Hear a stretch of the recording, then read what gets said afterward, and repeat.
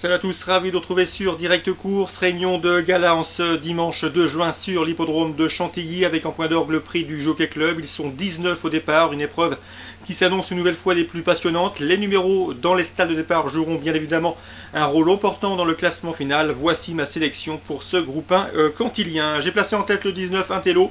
C'est un cheval qui a le potentiel pour s'adjuger cette épreuve. Il a très bien fini dans la poule et il l'aurait terminé sans doute beaucoup plus près s'il n'avait hérité ce jour-là d'un mauvais numéro dans les stades de départ, un numéro en dehors. Ici, il trouve l'occasion de se mettre en évidence. Le numéro 8, Sky Hunter, autre protégé d'André Fab, sera sans doute son principal rival. Un cheval qui compte 3 victoires en autant de sorties publiques. Il vient de s'imposer à Maison Lafitte. Je m'attendais un peu mieux de sa part ce jour-là. Cela dit, lui aussi est un postulant sérieux au succès.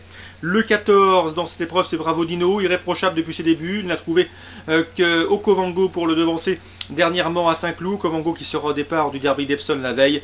C'est lui aussi un postulant sérieux pour la victoire. Le numéro 4, Locke Garman, qui nous vient d'outre-Manche, mérite également une mention favorable, on le connaît bien en France, il a remporté le Critérium International de Saint-Cloud, un groupe 1, il y revient dans l'Hexagone avec de solides prétentions, d'autant qu'il a un bon numéro dans les stalles.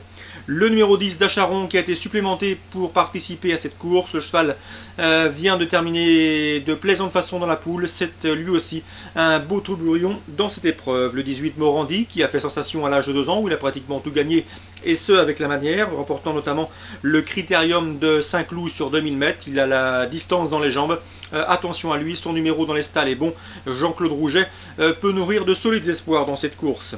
Pour pimenter les rapports, attention numéro 3, Mchawish, que je pense capable de venir chatouiller les favoris. Le cheval est sur la montante, il vient terminer deuxième d'un groupe 3, il a un numéro 1 dans les stalles qui peut lui permettre de bénéficier d'un bon parcours, la méfiance s'impose.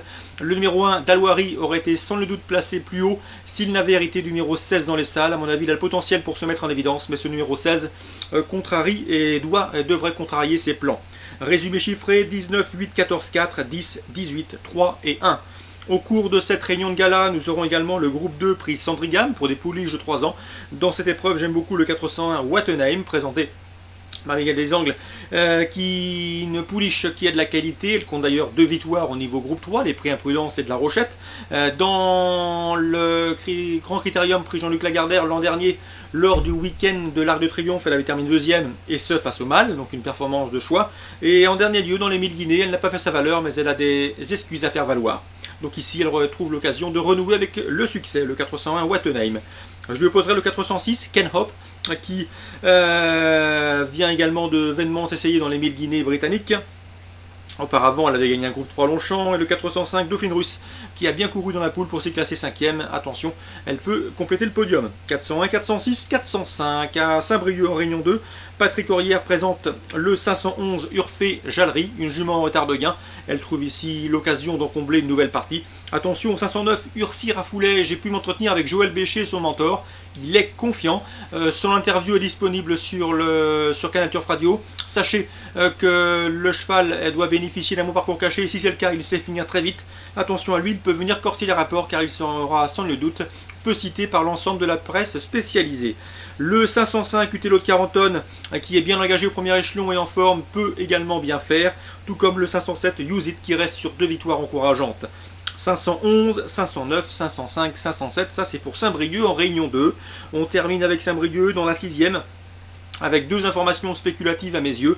Cyril Tiger et le 605 Vanina Jeep. L'entraîneur est confiant, son interview sera disponible sur Canal Turf Radio. Le 614 Violette Desbois, Vincent Hébert était loin d'être négatif, c'est sa meilleure chance de ces 2 partants du jour. Là aussi l'interview devrait être disponible sur la rubrique des interviews.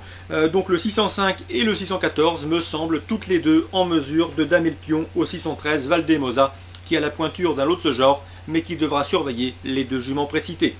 5e et 6e course, voilà les courses ciblées pour ce dimanche 2 juin concernant Chantilly, vous l'aurez compris, c'est une réunion de gala, il faudra donc ne pas manquer ces belles courses estampillées groupe. Bon dimanche à tous, bon week-end et à très bientôt sur Direct Course.